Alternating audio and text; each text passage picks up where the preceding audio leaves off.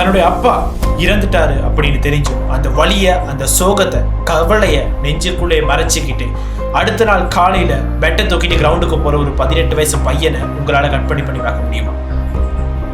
S, இன்னைக்கு அந்த வைராக்கியம் தான் உலகமே வியந்து பார்க்கிற கிங் கோலி என அழைக்கப்படுகின்ற விராட் கோலியை உருவாக்கி இருக்குது. 2006ஆம் வருஷம் டெல்லி டீமுக்காக டிசம்பர் மாதம் விளையாண்டுக்கிட்டு இருக்கிறாரு விராட் கோலி. அன்னைக்கு ஒரு நாள் நைட் 2:30 மணி மாதிரி தன்னுடைய அப்பா பிரேம் கோலி ஹார்ட் அட்டாக்ல இறந்துட்டாரு. ஒட்டுமொத்த குடும்பமுமே சோகத்தில் அழுதுகிட்டு இருக்குது. ஆனா விராட் கோலிக்கு தெரியும், தன்னுடைய அப்பாவுக்கு இருந்த ஒரே கனவு தன்னுடைய மகன் இந்தியா நேஷனல் கிரிக்கெட் டீமுக்கு விளையாடணுங்கிறது தான். அந்த ஒரு கனவுக்காக அப்பாவுடைய உடல் வீட்டில் இருக்கும் போதே அடுத்த நாள் காலையில பெட்டை தூக்கிட்டு கிரவுண்டுக்கு போறாரு. 90 ரன்கள் அடிச்சு தன்னுடைய டீமை காப்பாத்தி வின் பண்ண வைக்கிறாரு விராட் கோலி. விராட் கோலி சபியா இருந்தப்ப இந்த உலகம் என்னென்னமோ சொன்னிச்சு, எப்படியோ கிண்டல் பண்ணா. ஆனா ஒரு நாள் கண்ணாடியில தன்னுடைய முகத்தை பார்த்துக்கிட்டு முடிவு பண்றாராம், நான் இப்படியே இருந்தா என்னால சாதிக்க முடியாதுன்னு. அன்னையில இருந்து இன்னைக்கு வரைக்கும் அவர் சாப்பிடாத நான்வெஜ் ஃபுட்ஸும் விடாத ஜிம் ஒர்க் அவுட்ஸும் தான் இன்னைக்கு உலகத்திலே அவரை ஃபிட்டஸ்ட் அத்லட்டிக்கா மாத்தி இருக்குது.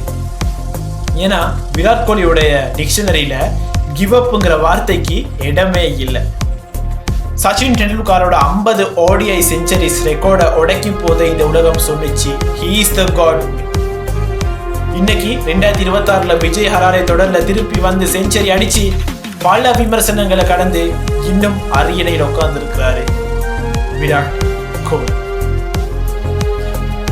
தோல்வி வந்ததும் குனிஞ்சு அழுகிறது கோலி இல்லை, எதிரியுடைய கண்ணை பார்த்து முடிஞ்சா என்னை தடுத்து பாருன்னு சொல்றது தான் விராட் கோலி. 1000 கோடிக்கு மேல சொத்து, 260 மில்லியனுக்கு மேல ஃபாலோவர்ஸ் இன்னைக்கு இருந்தும் கிரவுண்டுக்கு இறங்கினோன்னு அந்த 18 வயசு பையனோட ஆக்ரோஷம் இன்னைக்கும் குறையல.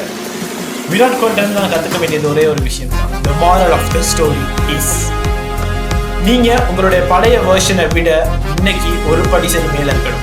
உலகம் உங்களை மதிக்கணும் அப்படின்னு நினைக்காதீங்க. முதல்ல நீங்க உங்களை மதிக்கணும். நீங்க உங்க இலக்கை அடையிற வரைக்கும் இந்த உலகம் உங்களை ஏறனமா தான் பார்க்கும். ஆனா இன்னைக்கு உங்க இலக்கை அடையிறீங்களோ அன்னைக்கு இந்த உலகமே உங்க பின்னாடி நிற்கும்.